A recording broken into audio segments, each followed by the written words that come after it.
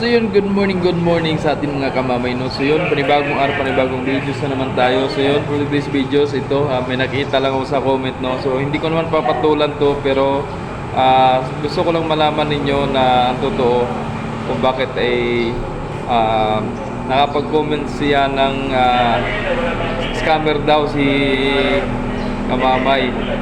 So wala man po tayong pruweba na tunay na kung anong klaseng pag-i-scam ko, kasi ang ginagawa ko lang naman ay tanging pag-update ng mga biyahe or mga barko na nandito sa Port of Lucena.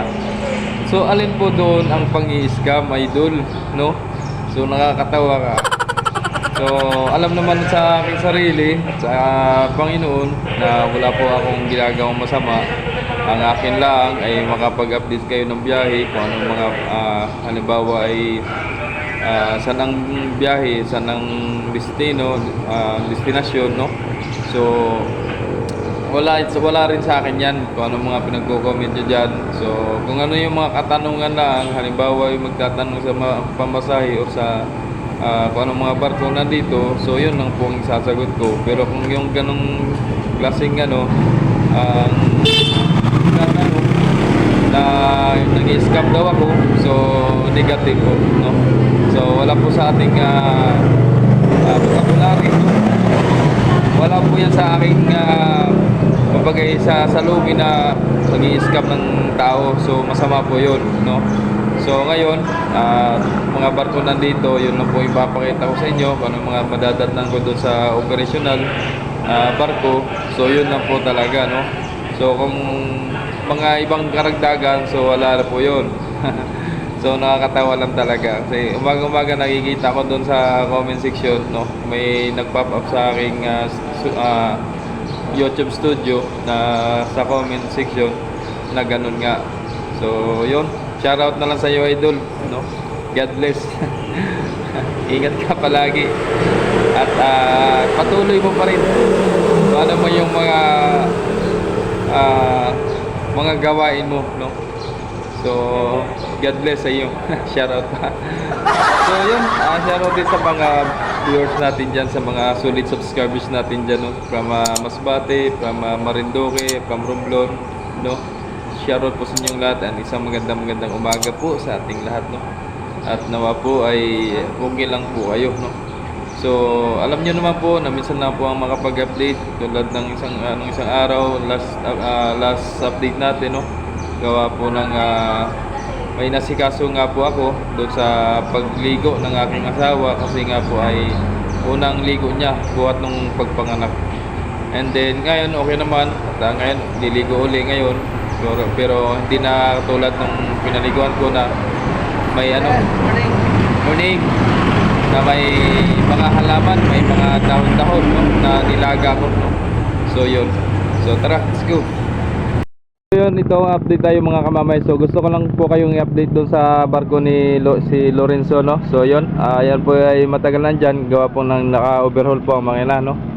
Ang kanyang engine, isa lang naman siguro ang yan, in-overhaul, no? Kaya nandiyan pa yan sa fishing port, no? So malapit na rin yan at makapagbiyahe, at gawa ng pinadala na daw yung kanyang engine sa Manila, no? So yun, ingat na lang po palagi, and shoutout po sa mga taga Lorenzo. And ayun na nga, si 15 nagbiyahe na, naka-pull out na doon, no? Ayan. So nandyan si 12, tapos si 11 nandyan. Ayan. So tara, punta tayo doon.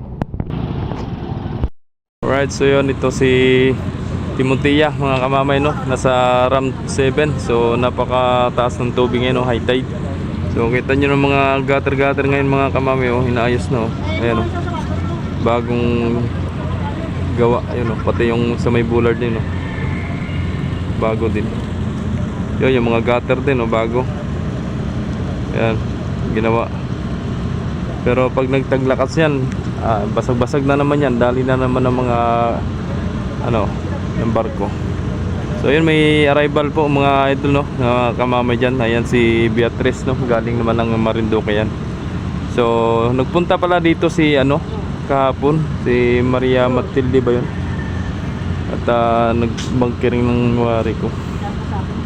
Ayan si 12 nandyan. So mamaya lalapitan natin. So yun palang kahapon no, si Maria Matilde no, napakalaki. Nakita ko lang sa mga post ng operation ng taga Montenegro. At galing pala ng ano yun, sabi nga ay Marawi. So ibabaradero dito sa shipyard nila no. So may ayusin yata. So nandun sa shipyard, nandun na. And then siguro kasing mas malaki pa dito kay ano, Timotea. Ano? Mas malaki pa dito kay Timotea no. Si Matilde no. Malaki nga. Kita ko sa post kahapon. Ayan. Parang may third deck no. Tulad ni ano 12. Pero mas mahaba pa si 12 doon. Mahaba si 12 no. Ayan. So ito si ano Beatrice. Ay mag Grand 6 siguro yan. Ayan oh. So antayin na rin natin mga kamamay no, kung marami bang sakay si Beatrice. Ayan. So ayan, nag-update po tayo sa mga barko na nandito mga kamamay no. Hindi po tayo nangi-scam, hindi po tayo nagbi-video para lang mangi-scam. So maraming nang ano sa akin, maraming nang nangi-scam sa akin, pero alam ko na agad. Kasi tinitingnan ko kagad yung mga profile nila. Pagka maliit pa ang profile, ibig sabihin scammer yan. Pero pag yung mga umabot na ng 38k followers ay legit. Pero kung mga mababa pa, wala pang 500, wala pang 1,000, ay yan ang mga scammer. So yun po ang tunay. Pero kung katulad ko nagbibigay lang ng updates ng mga barko, mga biyahe, masahe, ay mag-isip-isip ka na idol. Shout out na lang sa iyo. Kinukulayan na naman yung ano, yung daanan ng tao. Ayan. Kasi medyo malabo na dun oh. Ayan. Ito pang 8:30 no. 8:30, 5. Marindoki pa rin. So ito natimingan natin dito sa tapat ni ano. Dito sa tapat natin mag doong si ano Beatrice. Maria Beatrice. Oh. Ayan na si Beatrice. Maagap yan umalis doon. Ano kayo mga alas 5, alas 4? 3:30. Ayun, 3:30. Nabot ng anong oras na, alas 7. 7, 4. 5:30.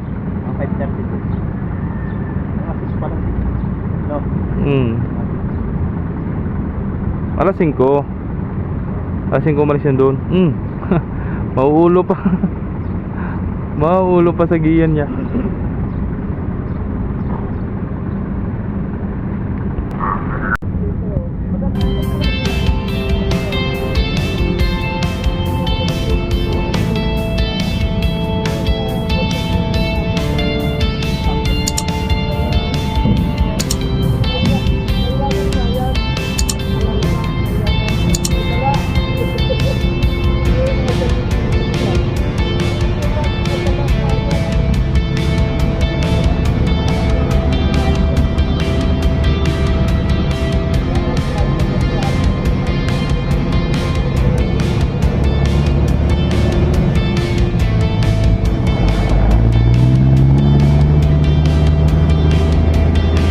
Sakay 5.